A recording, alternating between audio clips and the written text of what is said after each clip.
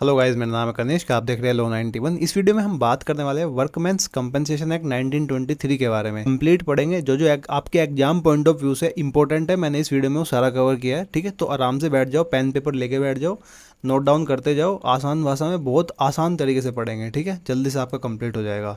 दूसरी बात, pen paper नहीं है तो सुन लो, ध्यान से सुनोगे तब भी कंप्लीट हो जाएगा। इसमें थोड़ी सी एक बार कैलकुलेशन है, अगर वो पेन पेपर पे करोगे तो ज़्यादा अच्छी तरीके से याद होएगा और आप भूलोगे नहीं। ठीक है, तो जल्दी से शुरू करते हैं। अगर आपको पीपीटी चाहिए तो डाउनलोड कर लेना, लिंक डिस्क्रिप्शन में या फिर पिंड कमेंट में आपको मिल जाएगी।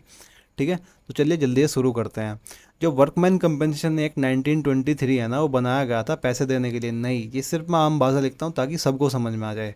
कंपनसेट करने के लिए, ठीक है, वर्कर्स को जो इंजर्ड हो जाते हैं काम करते टाइम पे या फिर जिनकी डेथ हो जाती है। ये एक्ट हेल्प करता है वर्कर्स की, उनकी फैमिलीज की। ठीक है, अगर उन्हें सफ़र करना पड़ता है due to an accident during employment. ठीक है, अभी इसका नाम बदल के कर दिया है एम्प्लॉयज कंपनसेशन एक्ट 1923, अमेंड किया था 2009 में। स्कोप की अगर मैं बात करूँ, ये एप्लीकेबल है हर वर्कर पे, including those in railways, factories, mines, construction etcetera. ठीक है, ये अप्लाई नहीं होता है मेंबर ऑफ आर्म्ड फोर्सेस पे। ठीक है, ये अप्लाई होता है बोथ डायरेक्ट वर्कर पे भी या कॉन्ट्रैक्ट वर्कर्स पे भी। डायरेक्ट मतलब जिसको डायरेक्ट अपॉइंट करता है एम्प्लॉयर। कॉन्ट्रैक्ट वर्कर्स मतलब जो कॉन्ट्रैक्टर के थ्रू काम करते हैं एम्प्लॉयर के पास। ठीक है, तो मेन एम होता है ना इस एक्ट का, ये प्रोवाइड करता है क्विक फेयर कंपनसेशन। किसको? वर्कर्स को जो इंजर्ड हो जाते हैं या डिसेबल्ड हो जाते हैं या डेथ हो जाती है जिनकी काम करते टाइम, मतलब जॉब के टाइम पे। ठीक है, तो चलो अब इसको ना डिटेल में पढ़ते हैं। डिटेल में पढ़ेंगे तो आपको अच्छी तरीके से इन डेप्थ समझ में आ जाएगा सारा कुछ। ठीक है, पहले हम इसके ऑब्जेक्टिव की बात करते हैं। ठीक है, ये प्रोवाइड करता है फाइनेंशियल प्रोटेक्शन वर्कर्स को और उनकी फैमिलीज़ को। ठीक है, जब किसी भी एम्प्लॉय की डेथ हो जाती है काम करते टाइम, मतलब अपनी जॉब पे, तो क्या होता है, एम्प्लॉयर ना उसको कंपनसेट करता है, पैसे देता है, उसकी फैमिली प्रोटेक्ट होती है उससे। और एम्प्लॉयर अगर जिंदा है या डिसेबल हो चुका है, ठीक है, तो उसको फाइनेंशियल सिक्योरिटी मिलती है। ये एम्प्लॉयर की रेस्पॉन्सिबिलिटी को फिक्स करता है। ये एक्ट क्लियर करता है अगर वर्कर हार्म होते हैं काम करते टाइम तो एम्प्लॉयर रेस्पॉन्सिबल होगा इसको पे करने के लिए। ठीक है, ये एक लीगल ड्यूटी क्रिएट करता है ताकि वो टेक केयर करे अपने एम्प्लॉयज़ की। ठीक है, एनकरेज करता है एम्प्लॉयर को सेफ्टी मेंटेन करने के लिए। जब कोई एम्प्लॉय इंजर्ड होता है तो एम्प्लॉयर को कंपनसेशन पे करना होता है। ठीक है, ये पुश करता है उसको क्रिएट करने में एक सेफ वर्किंग एनवायरनमेंट।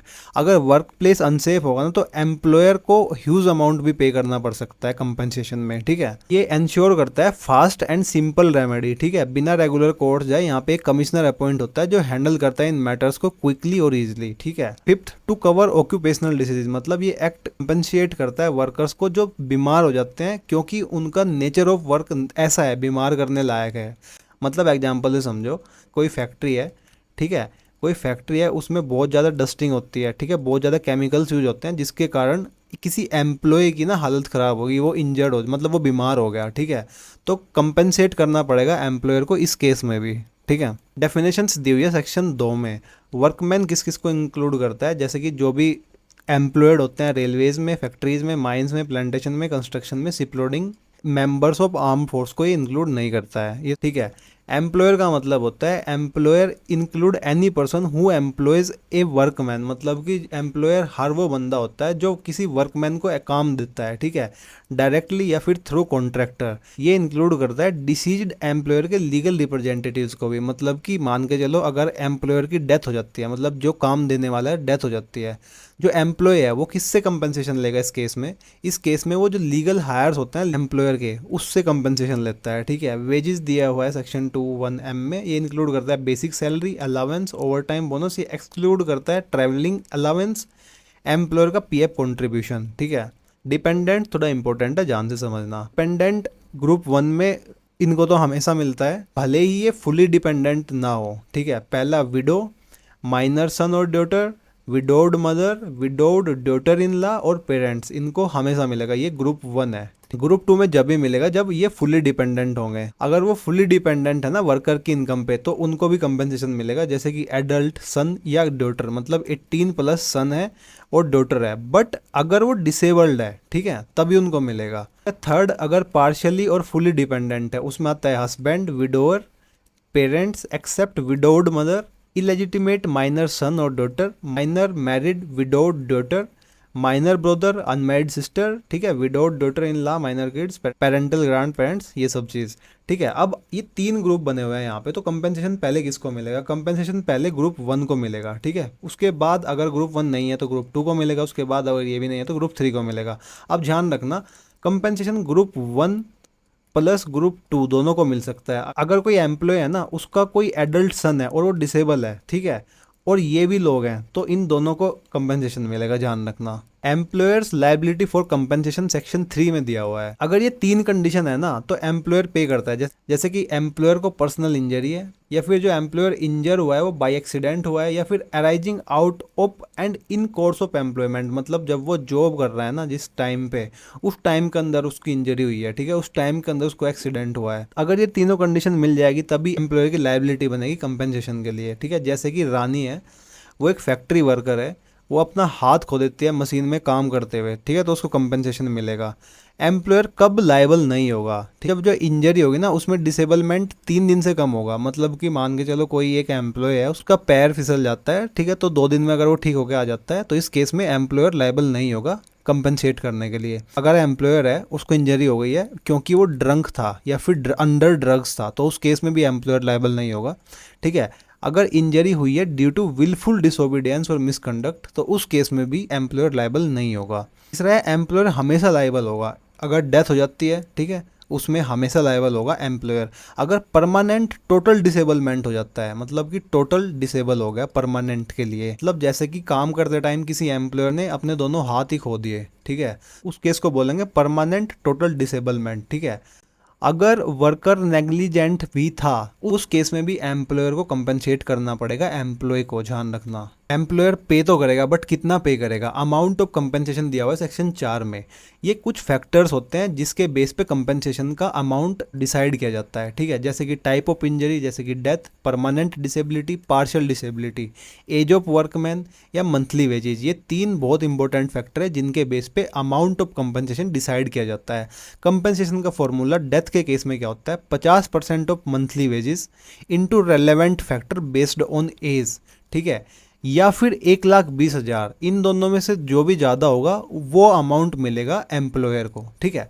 तो एग्जाम्पल से समझते हैं ये, ठीक है। तो रवि है, 10,000 रुपये महीना कमा रहा है, उसकी डेथ हो जाती है। डेथ के टाइम पे उसकी एज थी 30 ईयर्स, ठीक है। फैक्टर ऑफ एज 30 का कितना है? 207.98। अब फैक्टर ऑफ एज 30 207.98 कहाँ से लिया?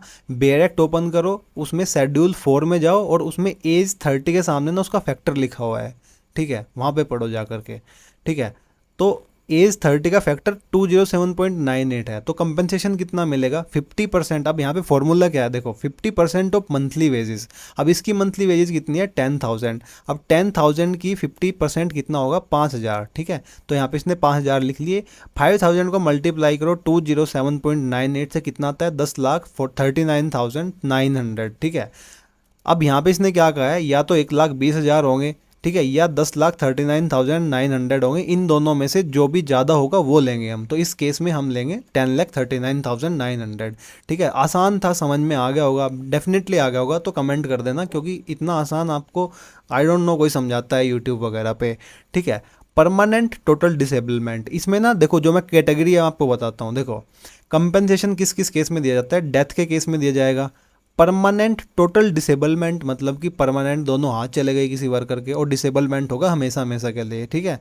या फिर परमानेंट पार्शियल डिसेबलमेंट, ठीक है, मतलब कि उसने अपनी एक ही आंख खोई है या फिर उसका एक हाथ चला गया, ठीक है, उस चक्कर में, ठीक है। या फिर टेम्परेरी डिसेबलमेंट, मतलब कुछ टाइम के लिए, 6 महीने के लिए वो डिसेबल हो गया, 6 महीने के बाद वो ठीक हो जाएगा।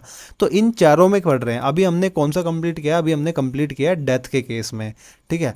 अब हम पढ़ेंगे परमानेंट टोटल डिसेबलमेंट। उसका क्या है? परमानेंट टोटल डिसेबलमेंट देखो क्या है, 60% of monthly wages into relevant factor, या 1,40,000। इन दोनों में से जौन सा ज़्यादा है वही होगा। सेम यही कैलकुलेशन होएगी, ठीक है। जैसे कि मान के चलो 100 रुपये उसकी वेज है, 60% ऑफ मंथली वेजेस, 60% कितना हो जाएगा?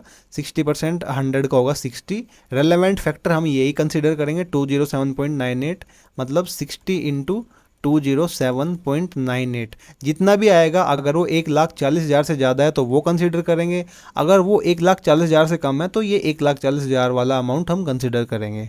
ठीक है। थर्ड है permanent partial disablement. Permanent partial disablement में देखो क्या लिखा हुआ है, percentage of total disability into compensation for permanent total disability. ठीक है। शेड्यूल 1 चेक करना, उसमें दिया हुआ है कितना कितना किस चीज़ का, अगर हाथ जाते हैं या फिर आंख जाती है तो उसमें सारा कुछ लिखा है क्या हम लेंगे। ठीक है। जैसे यहाँ पे एक एग्जांपल लेते हैं, कोई रवि है, ठीक है, उसने अपनी एक आंख फैक्ट्री में खो दी है। ठीक है। तो शेड्यूल 1 के अकॉर्डिंग एक आंख का 40% डिसेबिलिटी माना हुआ है। ठीक है, 40%। ठीक है। तो मंथली वेज अगर उसकी मान के चलो 10,000 है, ठीक है, और एज है उसकी 30, ठीक है, तो उसका फैक्टर कितना आएगा, वही 207.98। ठीक है। अब इसकी टोटल डिसेबलमेंट पहले निकालेंगे। टोटल डिसेबलमेंट कैसे निकालते हैं, देखो ये है परमानेंट टोटल डिसेबलमेंट, ये इस तरीके से निकालेंगे 60% of monthly wages into relevant factor. ठीक है। तो टोटल डिसेबलमेंट कितनी आ जाएगी इसकी टोटल डिसेबलमेंट आ जाएगी 12,47,880। ठीक है, 12,47,880। ठीक है। अब हम इस पे 40% अप्लाई करेंगे। ठीक है। पहले हम इसकी क्या करेंगे, पहले हम इसकी ये निकालेंगे परमानेंट टोटल डिसेबलमेंट। ठीक है। उसके बाद हम उस जो भी आएगा उस पर 40% अप्लाई करेंगे। ठीक है। तो 40%, 40/100 इंटू 12,47,880। ठीक है। तो क्या आ जाएगा, 4,99,152। ठीक है। तो इतना अमाउंट पे किया जाएगा इस केस में, परमानेंट पार्शियल डिसेबलमेंट के केस में। ठीक है।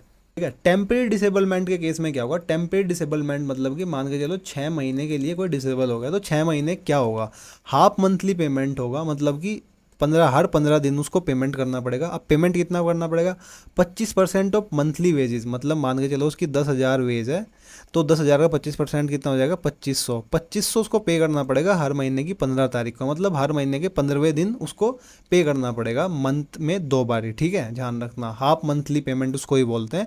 ठीक है। जैसे कि मान के चलो एक तारीख को पेमेंट कर दिया, दूसरा किया जाएगा 15 को, दोबारा फिर अगले महीने की 1 को, फिर 15 को। ठीक है। उस केस में उसको बोलते हैं half monthly payment. 25% of monthly wages, ठीक है, जो पेबल होगा every 15 days during disablement up to 5 साल तक का, मैक्सिमम 5 साल तक का दिया जाएगा। अगर कोई बंदा 6 महीने में ठीक हो जाता है तो 6 महीने तक उसको 2,500 रुपये महीना, अगर उसकी वेज 10,000 है, 25% उसका 2,500 रुपये महीना 6 महीने तक दिया जाएगा। मैक्सिमम 5 साल तक दे सकते हैं। नोटिस एंड क्लेम दिया हुआ सेक्शन 10 में, वर्कमैन को नोटिस देना पड़ेगा एक्सीडेंट का, एम्प्लॉयर को जितना जल्दी हो सके उतना। क्लेम मस्ट बी मेड 2 साल के अंदर अंदर डेट ऑफ एक्सीडेंट से, ध्यान रखना। मेडिकल एग्जामिनेशन सेक्शन 11 में दिया हुआ है, वो वर्कमैन होता है ना, उसका फ्री मेडिकल एग्जामिनेशन किया जा सकता है एम्प्लॉयर के डॉक्टर के द्वारा।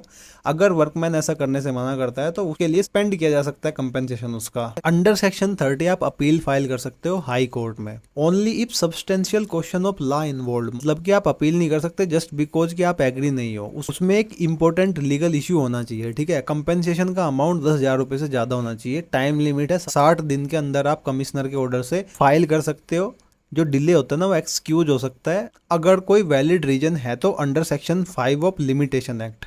डिस्ट्रीब्यूशन ऑफ कंपेंसेशन, जो कंपेंसेशन का पैसा है वो कैसे डिस्ट्रीब्यूट होगा, डेथ के केस में कंपेंसेशन है ना वो डिपॉजिट कर दिया जाएगा कमिश्नर के पास, कमिश्नर डिस्ट्रीब्यूट कर देता है डिपेंडेंट्स को। माइनर और डिसेबल्ड वर्कर के केस में कंपेंसेशन डिपॉजिट होता है कमिश्नर के पास ही। ठीक। कॉन्ट्रैक्टिंग आउट सेक्शन 17 में दिया हुआ है, कोई भी एग्रीमेंट जिससे वर्कमैन के राइट्स चले जाते हैं कंपेंसेशन के, वो नल एंड वॉइड हो जाएगा। मतलब अगर वर्कर साइन कर रहा है कोई भी एग्रीमेंट, उसमें लिखा हुआ है कि आई वोंट टेक कंपेंसेशन, तो वो एग्रीमेंट की कोई वैल्यू नहीं है लॉ की नज़रों में, ध्यान रखना।